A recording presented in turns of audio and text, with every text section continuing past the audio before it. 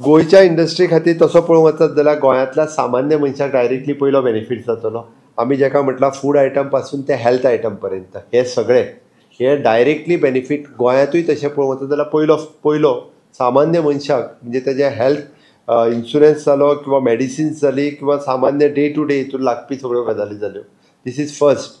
Second हांव तरी म्हणटलो तसो पळोवंक वचत जाल्यार एग्रीकल्चर सेक्टरांत जाल्लो बेनिफिट्स वो गोंयच्या सगळ्या एग्रीकल्चरिस्टांकूय तेजो फायदो जातलो.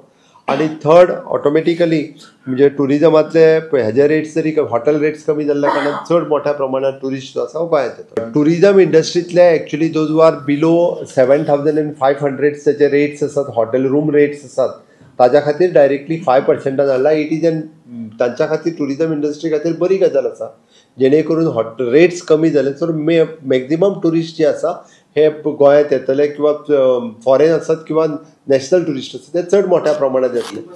ऑफकोर्स तशें पळोवंक वचत जाल्यार हाजो फायदो जो आसा इनडायरेक्टली मायनींग इंडस्ट्री खातीर आसतलोच, कारण ऑटोमोबायल आनी बाकीचे जे स्पेअर पार्ट्स आनी हे जे आसा पळय ताजो इनडायरेक्टली बेनिफिट्स डायरेक्ट बेनिफिट्सूय मायनींग इंडस्ट्री खातीर मेळटलो. Bureau report Gomantak TV.